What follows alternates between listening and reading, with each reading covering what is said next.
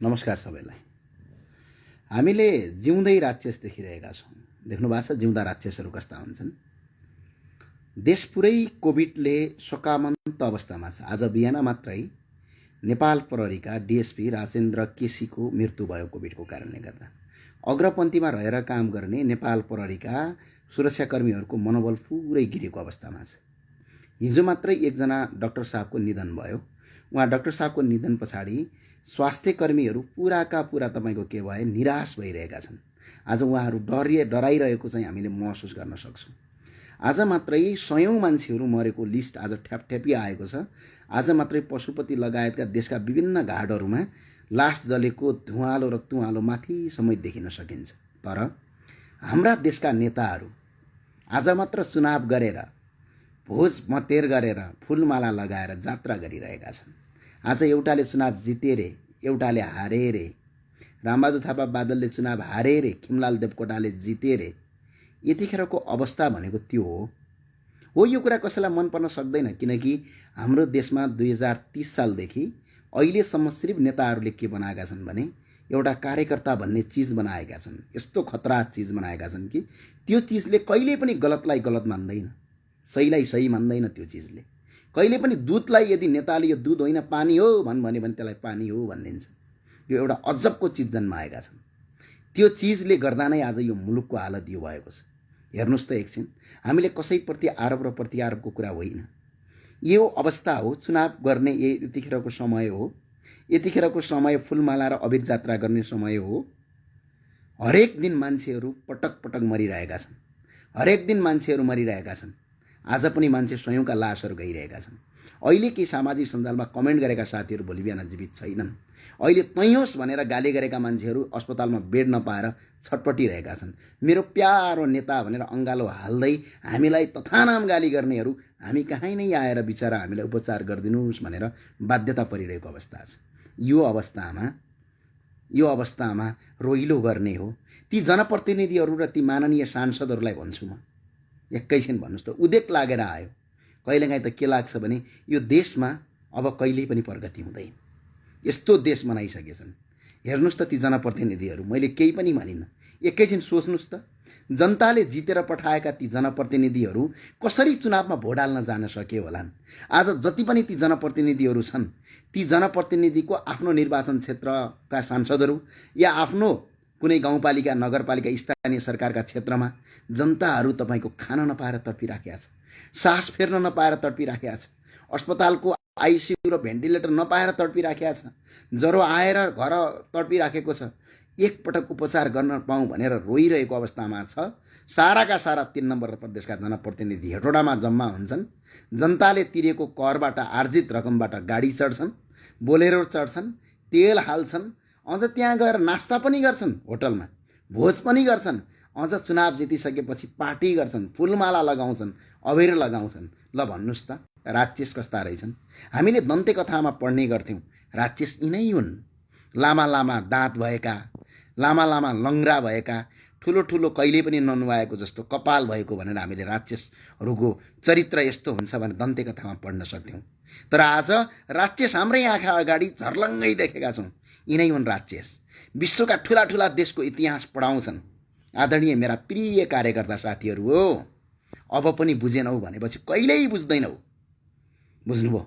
कहिलेकाहीँ हामी पढ्ने गर्थ्यौँ क्या, ठुला ठुला किताबहरू पढ्ने गर्थ्यौँ होइन, राक्षस कस्तो हुन्छ।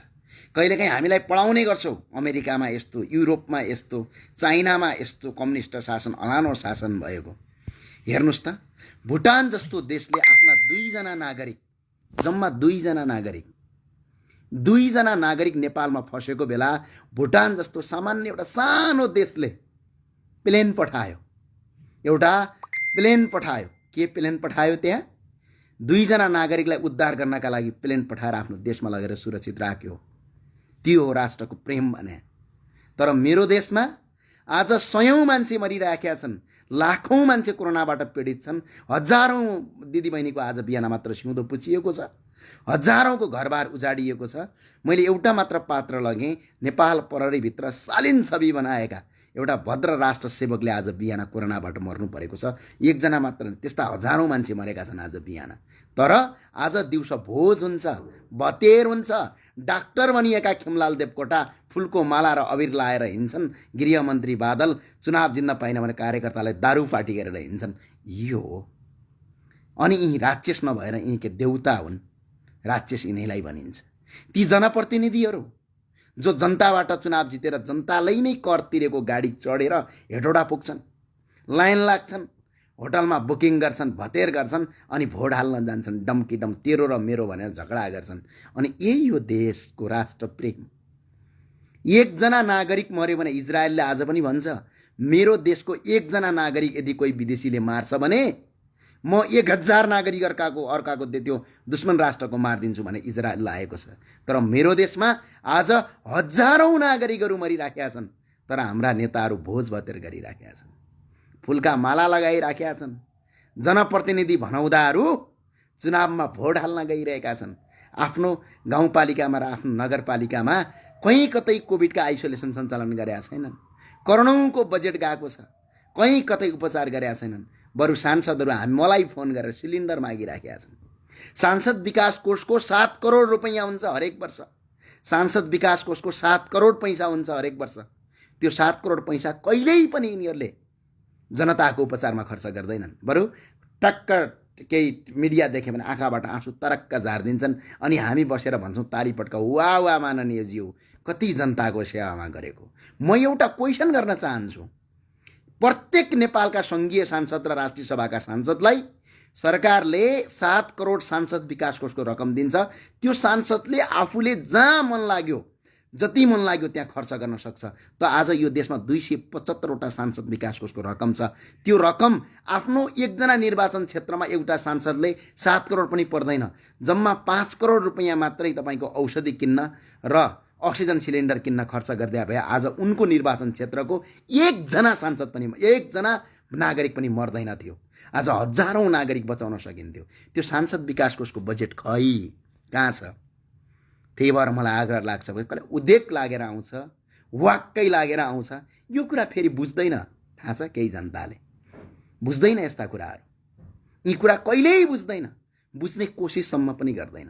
यदि कसैले त्यसलाई हामीले बुझाउन खोजी गऱ्यौँ भने हामीलाई गाली गर्छ। माननीय हुनु त यस्तो भन्छ। सांसद विकास कोषमा 7 करोड रुपैयाँ छ। कहाँ छ त्यो 7 करोड? त्यो 7 करोड पैसाले चाइनाबाट अक्सिजनको, एकजना व्यापारीले चाइनाबाट अक्सिजनका सिलिन्डर किनेर ल्याउन सक्छ। व्यापारीले भने, ती माननीय सांसदले किनेर ल्याउन सक्दैनन्। 7 करोड रुपैयाँ सांसदले जता मन लाग्यो त्यतै खर्च गर्न पाइने अधिकार छ। खै त ल्याएको? ती सिलिन्डर ल्याउँदैनन् अनि क्यामेरा अगाडि रोइदिन्छन्। अनि हामी जनता तल बसेर के गर्छौँ? वाह वाह माननीयज्यू, ओ माई माननीयज्यू भन्छौँ अनि ताली पट्काउँछौँ। अनि यो देशको हालत यस्तै हुन्छ। अनि अर्को कुरा, सरकारको बजेटलाई सदुपयोग गर्ने पर्ने कुरा हो। यतिखेर स्वास्थ्य मन्त्रालयमा बजेट छ।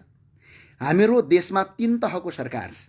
विश्वमै नभएको अजब प्रेमको गजब कहानीको सरकार छ। हेर्नुहोस् त, 3 तहको सरकार छ। स्थानीय तह, प्रदेश, सङ्घीय, 3 तहको सरकार छ। तर त्यो 3 तहको सरकार घरको आँगन आँगनमा सरकार छ। बत्ता खाने सरकार छ, गाडी चढ्ने सरकार छ।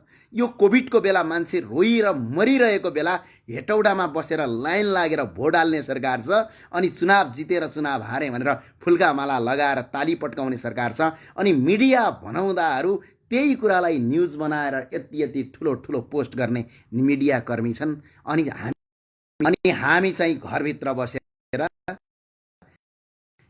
यसले जित्यो रे, उसले जित्यो रे, फलानाले चुनाव हार्यो रे, ओहो माननीयज्यू बधाई छ, ओहो माननीयज्यू तपाईँले चुनाव हार्नुभयो रे भनेर हामी घरमा बसेर कमेन्ट गर्छौँ। बुझ्नुभयो? कहाँ छ सांसद विकास कोषको 7 करोड? म कहाँ आएर रुनु पर्दैन, मलाई फोन गर्नु पर्दैन। त्यो सांसद विकास कोषको 7 करोड रुपैयाँ खर्च गर्नुहोस्। जानुहोस् चाइनाबाट सिलिन्डर किनेर ल्याउनुहोस्। एकजना व्यापारीले चाइनाबाट सिलिन्डर किन्न सक्छ भने यी सांसदले किन्न सक्दैनन्। मनै छैन। अनि हामी ताली पट्काउँछौँ। पुराका पुरा देश शोकमन्न छ। जर्मनबाट सिक्ने रे, होइन अमेरिकाबाट सिक्ने रे, चाइनाबाट सिक्ने रे। एउटा कुरो मात्रै चाइना र अमेरिकाको सिकिदिया भए हुन्थ्यो नि। देशमा महासङ्कट भएको बेला चाइनामा के हुन्छ? देशमा नागरिक यसरी मरेको बेला चाइनाले कसरी कन्ट्रोल गर्यो? यसरी देशमा नागरिक मरेको बेला जर्मनले के गर्यो? यही हाम्रो छिमेकी राष्ट्र भुटानले के गर्यो?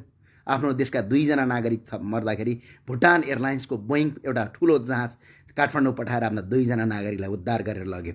यो हो राष्ट्र प्रेम, यो हो देशको प्रेम।